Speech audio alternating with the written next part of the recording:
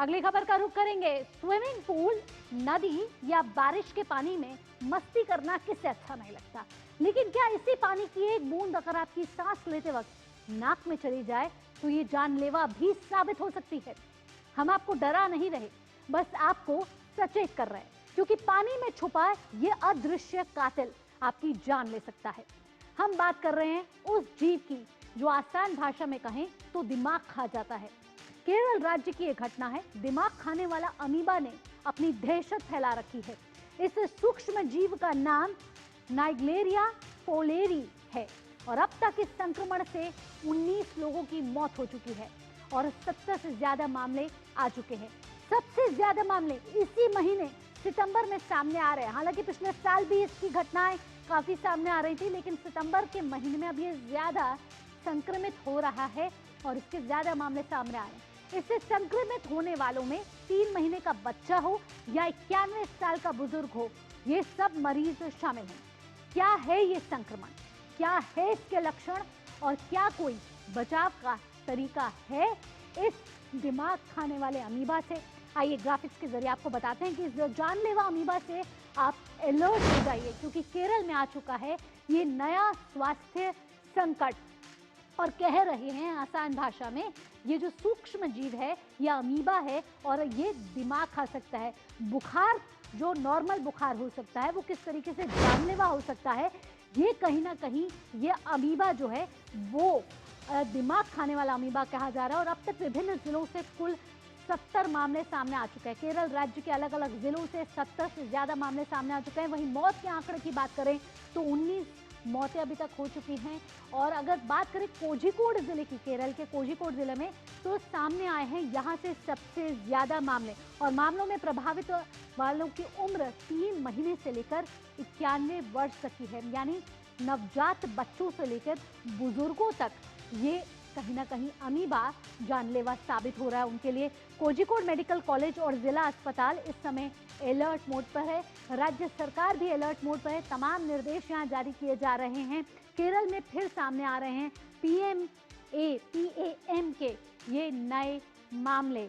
और आपको बता दें कि समुदाय स्तर पर चलाए जा रहे हैं कई जागरूकता अभियान। अगस्त सितंबर की बात करें तो सबसे ज्यादा मामले यहाँ दर्ज हुए हैं। 70 से ज्यादा मामले इस समय सामने आ चुके हैं। वहीं 19 लोग इस दिमाग खाने वाले अमीबा से अपनी जान गंवा चुके हैं। कैसे इस अमीबा से हम रोकथाम कर सकते हैं, ये अब आपको बताते हैं ग्राफिक्स के जरिए। तालाब हो, नदियां हो या ठहरा हुआ पानी में नहाने से आप बचें, क्योंकि कहा यह जा रहा है कि ये पानी में ये अमीबा मौजूद है। स्विमिंग पूल और वाटर पार्क का उचित क्लोरीनीकरण करें, यानी जो क्लोरीन उसमें होता है उसको कहीं ना कहीं साफ रखने की जरूरत है। तो घरेलू कुओं की नियमित सफाई और क्लोरीनीकरण जो है वो करें। इसके साथ साथ अगर न्यूरोलॉजिकल लक्षण की बात करें तो ये देखना जरूरी है कि इसमें आप चिकित्सीय परामर्श जरूर लें, यानी अगर आपको इसके लक्षण पता चल रहे हैं तो जरूर डॉक्टर के पास जाएं। और PAM एक व्यक्ति से दूसरे व्यक्ति में नहीं फैलता है, यानी कि ये कंटेजियस बीमारी नहीं है। लेकिन अब तक क्योंकि इसके 70 से ज्यादा मामले सामने आ चुके हैं, 19 लोगों ने मौत के मुंह में जा चुके हैं इस दिमाग खाने वाले अमीबा से, तो सतर्क रहने की जरूरत है। केरल राज्य के अलग अलग जिले अब इस अमीबा से प्रभावित है। इस समय हमारे साथ विन्या जुड़ गई हैं तिरुवनंतपुरम से, उनका रुख करेंगे, जानते हैं उनसे इस संक्रमण के बारे में। विन्या, आपसे जानना चाहेंगे कि मुख्य लक्षण क्या है इस संक्रमण के, कैसे ये दिमाग खाने वाला अमीबा केरल राज्य पे इस समय हावी होता हुआ नजर आ रहा है?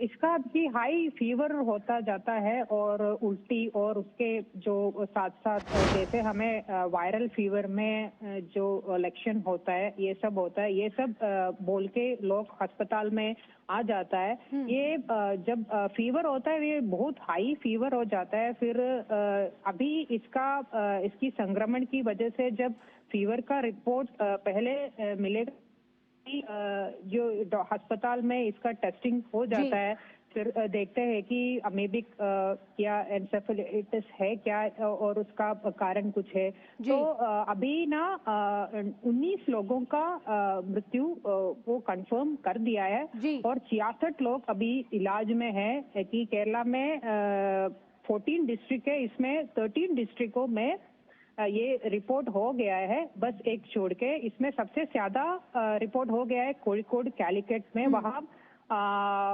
12 लोग अभी इलाज में है।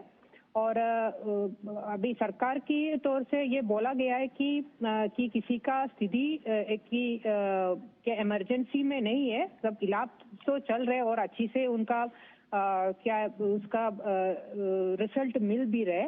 मगर आज केरला की असेंबली में भी इसका चर्चा हुई थी और स्वास्थ्य मंत्री उसका जवाब भी दिया था। जी। उसने कहा गया है कि नहीं, सरकार की तौर से उसने कहा है कि अच्छी से कंट्रोल हो रहे, मगर जो नॉर्मल परिस्थिति में हम देखेगा तो इसका कंट्रोलिंग अभी ठीक से नहीं हो रहे, क्योंकि जो लोग अपनी घर में नहाया और नहलाया और जो पानी यूज किया, वो लोगों को भी ये इन्फेक्शन हो गया है। तो बोल रहे कि जो पब्लिक तालाब होता है वहाँ की प्रॉपर क्लोरिनेशन नहीं होता है, उस तालाब में ये अमीबा का वास है। बहुत संक्षेप में आपसे पूछना चाहूंगी विनय, यहाँ पे क्या कोई बचने का तरीका है इस अमीबा से?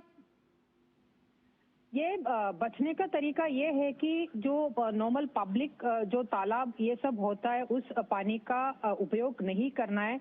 और अगर आपको किस संदेह है कि इस जगह में ये जो इसका संक्रमण चल रहा है या किसी ज्यादा रिपोर्ट हो रहा है, उस जगह का पानी बहुत की कॉशन से यूज कर रहा है, ये बोल रहे डॉक्टर लोग। क्योंकि ये जो अमीबा है मस्तिष्क में जा रहे ये नोज की थ्रू से, तो जब लोग नहलाते हैं, जब पानी नॉर्मली तो नाक के अंदर जाएगी, तब ऐसे इसका एंट्री ये हमारा ब्रेन पे हो रहा है।